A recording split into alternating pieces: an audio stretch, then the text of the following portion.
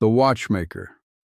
The pocket watch sat motionless in Thomas Brennan's weathered hands, its silver case catching the gray morning light that filtered through his workshop window. He'd stopped winding it 3 years ago, the day Sarah died. Now it lived in his palm like a frozen heartbeat, hands pointing to 3:47, the exact moment everything ended and nothing began. Outside, Maple Street woke to another autumn Tuesday. Commuters hurried past his darkened shop, their footsteps a rhythm he no longer kept time with. The sign above his door, Brennan and Daughter, fine timepieces, had faded, the ampersand nearly invisible now, like the daughter it represented. Thomas set the watch on his workbench beside 63 others, each one broken, each one belonging to a customer who'd stopped calling months ago. His fingers trembled as they reached for the morning's mail. A single envelope, cream-colored and formal. Inside, an eviction notice. 30 days to vacate the building that had housed 3 generations of Brennan watchmakers. He read it twice, then looked around the workshop that felt more like a mausoleum. The tools his grandfather had taught him to use. The magnifying glasses Sarah had loved peering through as a child. The life he'd carefully assembled, now unwinding. But Thomas didn't know that the next knock on his door would change everything. If you've ever felt like time stopped when your world fell apart, stay with this story.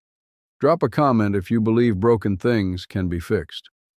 Thomas had been a watchmaker for 42 years, learning the trade at his father's elbow in this very workshop.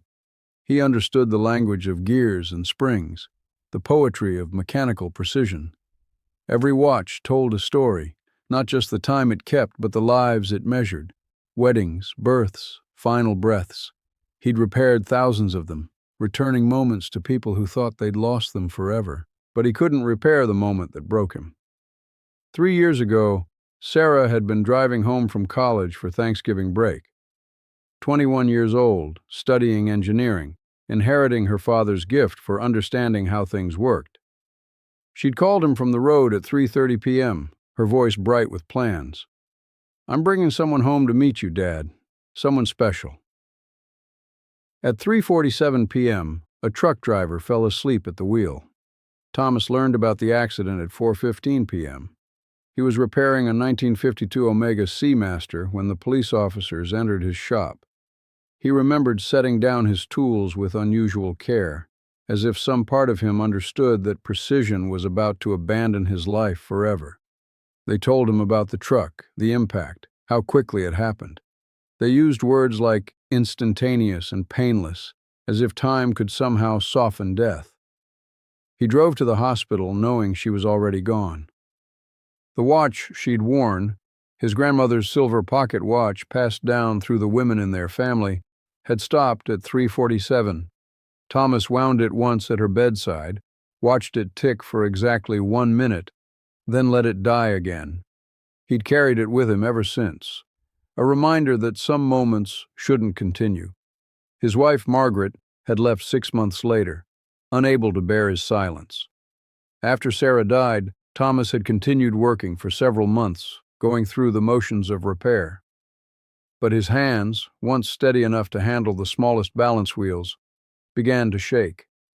His eyes, trained to see minute imperfections, could only see his daughter's face. Customers became ghosts. Conversations became minefields.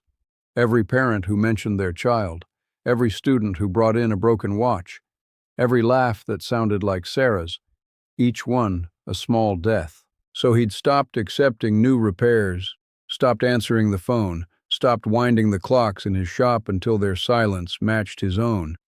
The business that had sustained 3 generations died quietly, one unwound mainspring at a time. Now he lived above the shop in the apartment where Sarah had grown up. Her room remained untouched, textbooks still stacked on the desk, a coffee mug she'd left behind on her last visit home, photographs of her throughout her life covering the walls. Margaret had begged him to pack it up before she left. "You're living in a shrine, Thomas. This isn't grief anymore. This is paralysis." But he couldn't let go. Letting go meant moving forward, and moving forward meant leaving Sarah further behind. So he existed in a permanent 347, his life as stopped as the watch in his pocket. He didn't know that Margaret had made one final call before leaving town. The neighborhood had changed around his frozen world. The bookstore next door had become a vape shop. The diner across the street where he'd taken Sarah for hot chocolate every Sunday had closed, replaced by a chain coffee place with harsh lighting and no memory. Young families moved into the renovated brownstones, children's laughter echoing off the brick, a sound that sent Thomas retreating deeper into his workshop. His only remaining friend was Marcus Chen, who owned the hardware store 3 blocks down. Marcus stopped by every Tuesday with coffee and newspapers Thomas never read.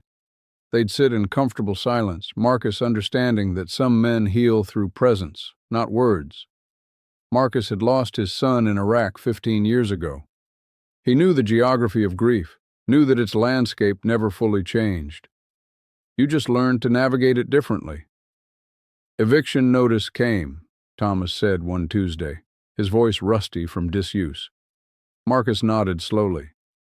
What are you going to do? Thomas stared at the 63 broken watches on his bench. I don't know. You could fix them, Marcus suggested quietly. Return them to their owners. I can't. Can't or won't. Thomas didn't answer. The truth was somewhere between the two, in a place he couldn't name. His hands weren't just physically unsteady anymore. They were spiritually paralyzed. Every gear he might turn felt like a betrayal of his daughter's stopped heart. If he couldn't fix the moment that broke, how could he fix anything else? That's when the desperate young woman burst through his door. Elena Martinez stumbled into the shop like someone running from a fire. She was maybe 30, her dark hair pulled back in a hasty bun, her nurse's scrubs suggesting she'd come straight from a shift. In her hands she clutched an old pocket watch, brass, heavily tarnished, the crystal cracked. Please, she said, breathless. I know you're closed. I know you're not taking repairs, but I need this fixed today. Now please. Thomas stood slowly, his back stiff from hunching over the workbench. I don't do repairs anymore. There's a jewelry shop on 4th Street. They sent me here. They said if anyone could fix this, it would be you. That you're the best watchmaker in the city. Her voice cracked. My grandfather is dying. This was his father's watch. He brought it from Cuba in 1962 with nothing else. He wound it every day for 60 years until he got sick. Now it's stopped and she paused, fighting tears. He says he can't go until it's running again, that his father's heart is still in this watch. Thomas felt something twist in his chest. Miss, I can't. He has days, maybe hours. The hospice nurse said any time now. I've been to 7 jewelers today. They all said the mechanism is too old, too damaged, too complicated. They all said you're the only one who might be able to do it. She set the watch on his counter with a gentleness that contradicted her urgency. Please, I'm begging you. Thomas picked up the watch, and something inside him stirred awake. The brass was warm from her grip. He turned it over, examining the case back with its hand-engraved initials. R.M.M. The crystal was spider-webbed with cracks, but through it he could see a beautiful complication.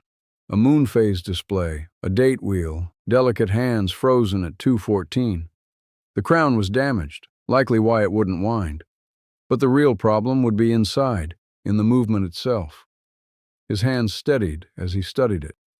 This was a watch that had survived revolution, exile, and decades of daily winding. This was a watch that meant something. I can't promise anything, he heard himself say. Elena's face transformed with hope. When can you have it? Come back in 4 hours. After she left, Thomas stood alone with the watch, his heart hammering. What had he just agreed to? His hands shook as he gathered his tools, the case opener, the tweezers, the loop. He hadn't opened a watch in nearly a year. What if his hands failed? What if he made it worse? But he thought of the old man in hospice, holding on until his father's heart could beat again. Thomas took a breath and opened the case. The movement inside was a disaster, but it was also magnificent. Rust had seized several gears. The mainspring was broken. 2 jewels were cracked. Someone had attempted a repair years ago and made catastrophic errors. By any reasonable assessment, this watch was beyond saving. It would take days of work, specialized parts he no longer stocked, skills he wasn't sure he still possessed. But as Thomas examined each component under his magnifying glass, something happened. His hands stopped shaking. His breathing deepened. The workshop around him, usually a prison of memory, became again what it had once been, a place of creation and restoration. He worked through the morning, carefully disassembling the movement piece by piece, laying each component on a clean cloth in precise order. This was the meditation of his craft, the ritual his grandfather had taught him. "Every watch is a universe," his grandfather used to say. "When you open one, you become its god. Create carefully." Marcus appeared at lunchtime with sandwiches, stopping short when he saw Thomas bent over the workbench, actually working. He set the food down silently and left, a small smile on his face. Thomas barely noticed. He was hunting through his parts drawers for a mainspring that might work, modifying a gear to replace the damaged one, hand-polishing the jewels that could be saved. The work consumed him in a way nothing had for 3 years. But then he discovered a hidden inscription inside the case, engraved in Spanish in letters so small he almost missed them. "El tiempo sana lo que la razón no puede. Time heals what reason cannot." Below it, a date, November 1962. Thomas sat back, the words echoing in his chest. The old man's father had inscribed this when he arrived in America, when he'd lost everything but this watch and his hope. 60 years of daily winding. 60 years of believing that time could heal. Could it? At 2 p.m., Elena returned. Thomas had the watch assembled, regulated, running. The crystal was still cracked. He'd need to order a replacement, but the heart of it beat strong and true. He handed it to her, and she gasped at the sound of its ticking. "How much do I owe you?" Thomas shook his head. "Nothing. Just tell your grandfather his father's watch is running again." Elena left, and Thomas realized he was crying for the first time in 3 years. The next morning, Marcus arrived with coffee and a knowing look. "Word got around." "What do you mean?" "Elena's grandfather. He passed yesterday evening, about an hour after she brought him the watch. But apparently he went peacefully, smiling, holding that watch and talking about his father. Elena's been telling everyone who will listen about the watchmaker who saved her goodbye." Thomas felt a complex knot of emotions. Grief for the man who died, but also something else. Something that felt dangerously like purpose. "There are people waiting outside," Marcus added. Thomas looked up sharply. Through the dusty window, he saw them. 5 people, maybe 6, standing on the sidewalk, waiting. "They have watches," Marcus said softly. "Broken ones. They heard you were fixing again." Terror seized Thomas. "I can't. I did 1 repair. 1. That doesn't mean, doesn't it?" Marcus's voice was gentle but firm. "You've been hiding for 3 years, Thomas. Yesterday you fixed something. Today you can fix something else. Tomorrow, maybe another. That's how healing works. 1 small gear at a time." Thomas looked at Sarah's watch in his pocket and made a choice. He opened the door. The first customer was a middle-aged woman holding a man's wristwatch with a cracked face. "My husband wore this every day for 30 years, she said. "He died last month. I can't afford much, but I'd give anything to hear it tick again." The second was a teenager with his grandfather's railroad watch. The third, a young father with the watch his daughter had given him before his deployment. He'd just returned from overseas, and it had stopped working in Afghanistan. Each watch was a story. Each story was a small wound seeking closure. Thomas took them all. For 2 weeks, he worked from dawn until midnight. His hands, once so uncertain, found their old confidence. The muscle memory of 42 years reasserted itself. He repaired movements, replaced crystals, polished cases until they shone. Each completed watch was a small resurrection. The money helped, too. Not much, as he charged far less than he should have, but enough to begin chipping away at the debt that had accumulated during his 3-year silence. Maybe enough to negotiate with the landlord. But then came the watch he couldn't fix, carried by a man he couldn't face. David Morrison entered the shop on a Tuesday, carrying a woman's wristwatch with a delicate silver band. He was perhaps 50, his face carrying the particular weariness of recent grief. Thomas recognized that face. He'd worn it himself for 3 years. "My wife," David said simply, setting the watch on the counter. "She died 4 months ago. Cancer. This was her mother's watch, and her grandmother's before that.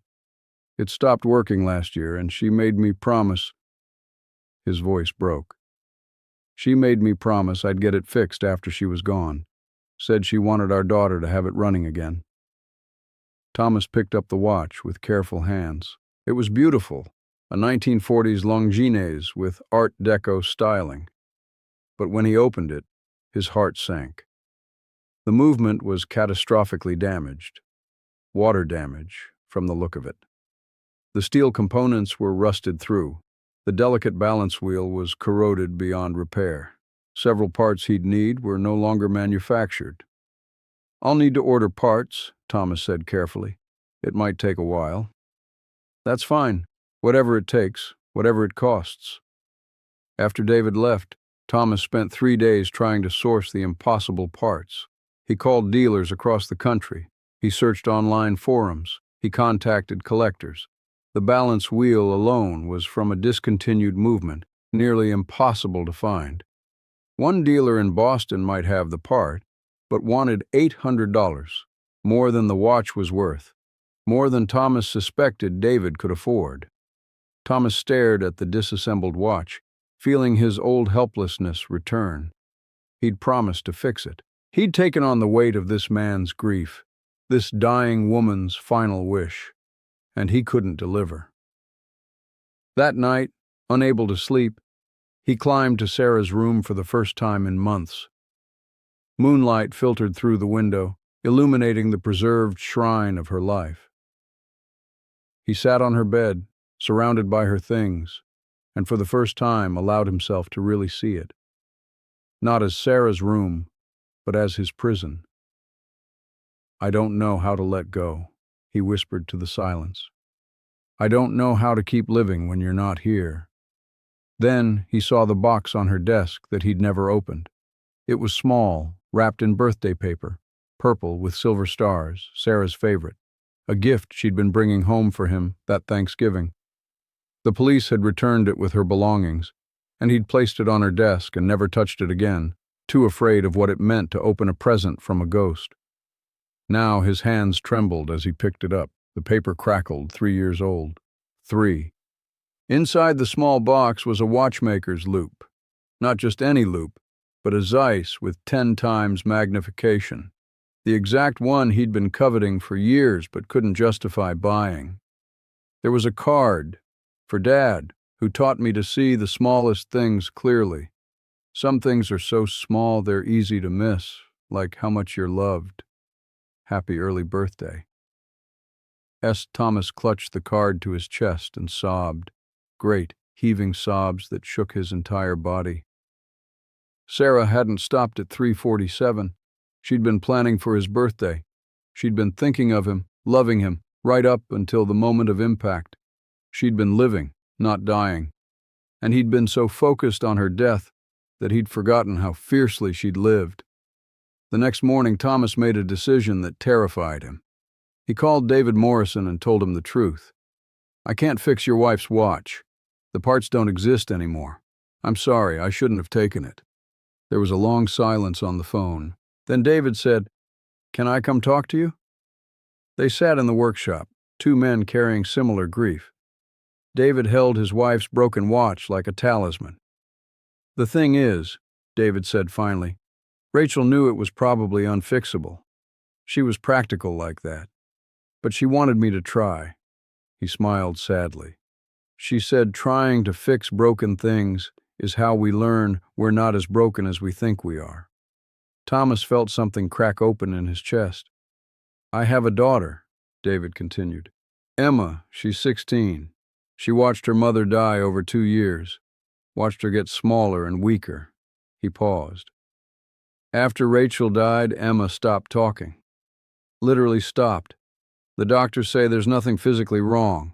She just chose silence, like words hurt too much. I'm sorry, Thomas said, and meant it. I thought if I could give her this watch running again, it might, I don't know, remind her that broken things can be fixed. That time keeps going, even when you think it stopped. David looked directly at Thomas. But maybe the trying is enough. Maybe that's what Rachel meant. Thomas looked at Sarah's stopped watch and suddenly understood. Can I meet your daughter? He asked. David blinked, surprised. Why? Because I think I have something to show her. The next afternoon, David brought Emma to the workshop. She was small for 16, her dark hair pulled back, her eyes old with grief. She didn't speak, just nodded when introduced, holding her mother's broken watch like it might disappear. Thomas set Sarah's pocket watch on the workbench between them. This watch stopped at 3:47 p.m. 3 years ago, he said. That's when my daughter died. I kept it frozen because I thought if I let time start again, I'd be leaving her behind. But I was wrong. Emma watched him with careful eyes. Your mom's watch can't be fixed the way it was. The original parts are gone. But what if we built something new?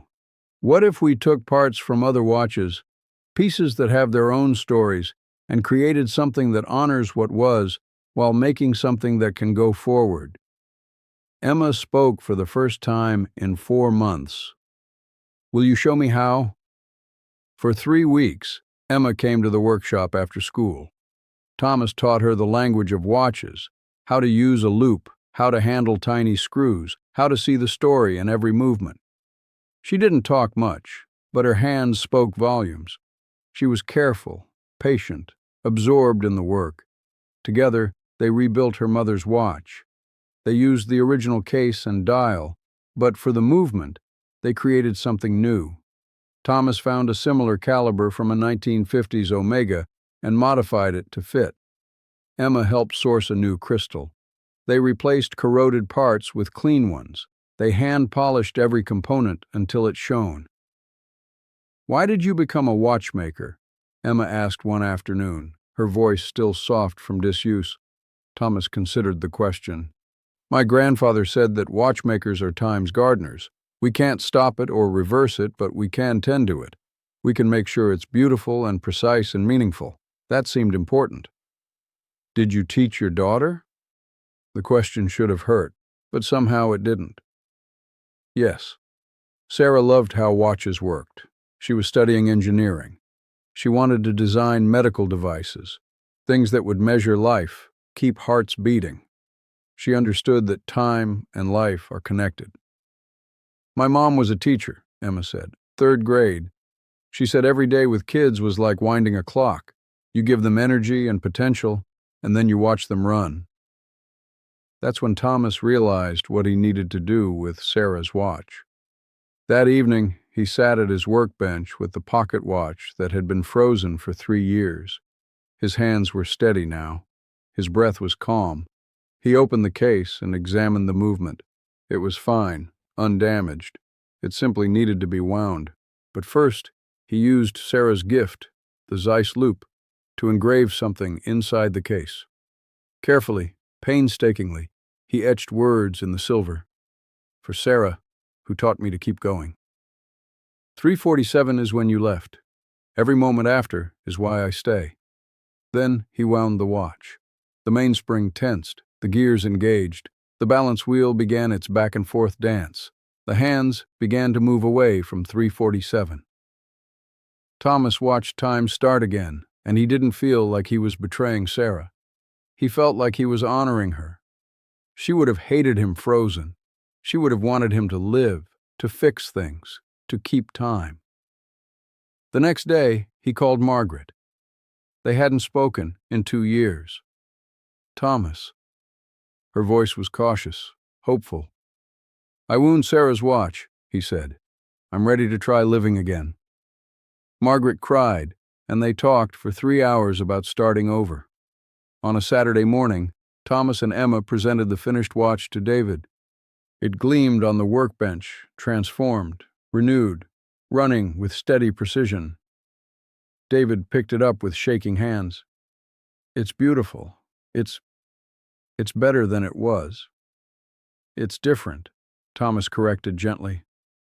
"But it honors what it was while being what it needs to be now, just like us." Emma hugged her father, and David held both the watch and his daughter, crying with something that looked like relief. But Thomas wasn't finished. "Emma, I want to hire you. After school, weekends. I need an apprentice, someone to learn the trade, someone to help me fix all the watches I've ignored for 3 years. Emma looked at her father, then at Thomas, then at the workshop full of broken timepieces waiting for resurrection. "Yes," she said. "Yes, I want to learn." Over the following months, the shop transformed. Thomas fixed and returned all 63 watches that had been gathering dust. Each reunion with a customer was a small healing for them, but mostly for him. He took on new repairs, placed an ad, restored the sign above the door, repainting the ampersand with gold leaf so it shone again.